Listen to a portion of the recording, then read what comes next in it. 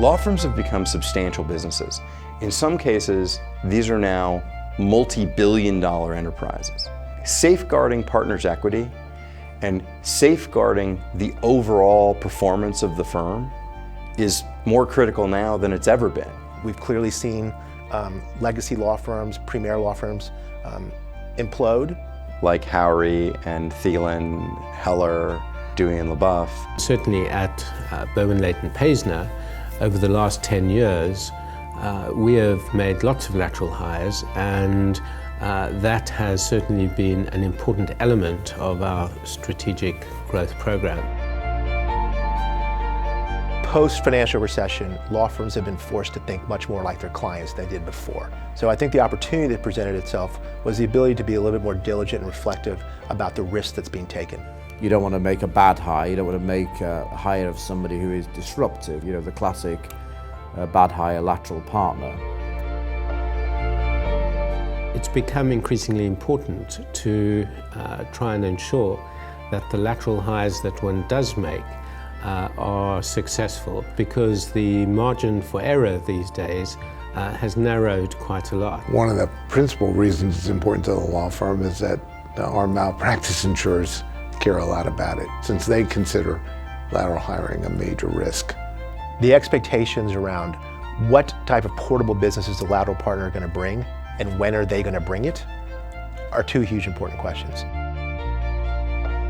So there's the direct cost of hiring someone, which can be considerable, but then just as importantly, the kind of collateral damage, if you like, that a bad lateral hire can make.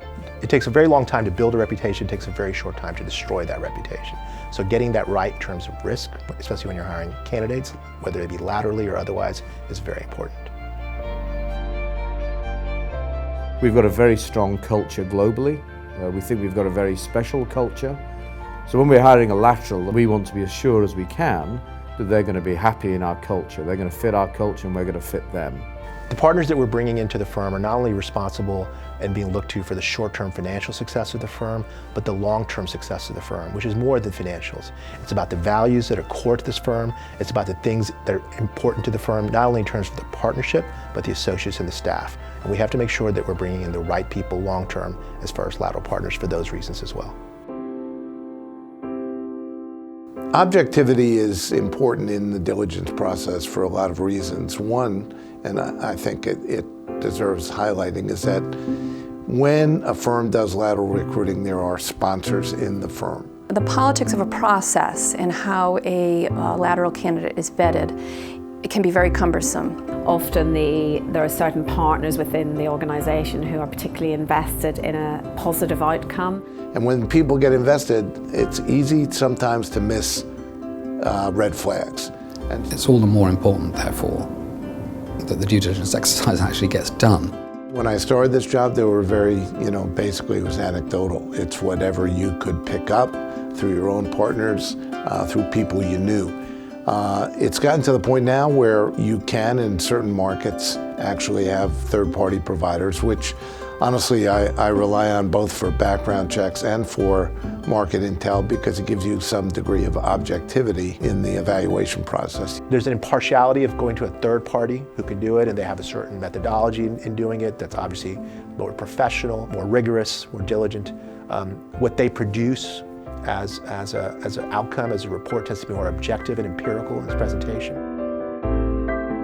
I think anybody who's been involved in lateral hiring, you do an interview, and there are often sort of niggling doubts about certain areas. The independent due diligence can frankly put an issue like that to bed, or it can recognise that there is something there that the firm needs to treat seriously. It can be sensitive. There can be sensitive information which needs to be passed on. There was a candidate in North America who completed the lateral partner questionnaire. After conducting more than 30 source interviews, no one that they had spoken with was willing to comment on the candidate. That raised some interesting red flags culturally for the firm. They made the decision to stop the process with the candidate. They felt that they dodged a bullet.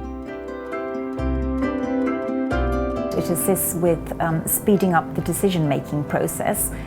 Particularly, it allows the partners more certainty when making a decision. This gives a competitive advantage because they can make a decision more quickly than they might otherwise have made. It's one thing to hire, it's another thing to integrate the lateral properly. And my gut feel is that law firms are generally not great at integrating new laterals. And so the independent due diligence gives you information about the candidate. And the more you know about the candidate, the more likely it is that you're going to build a proper integration plan, or one that works for them and makes the hire a successful hire. We're only as good as the last person we brought in the door. We're only as good as the last person we brought in the door. If that's true, and we believe it's true, then the people that we hire are the most important asset in the firm, and we have to make sure that we're hiring the right people. And in terms of partners, the partners that are leading this firm, the partners that are guiding this firm, the partners that are bringing in top clients for this firm and top matters and transactions, it is imperative that we get that part right.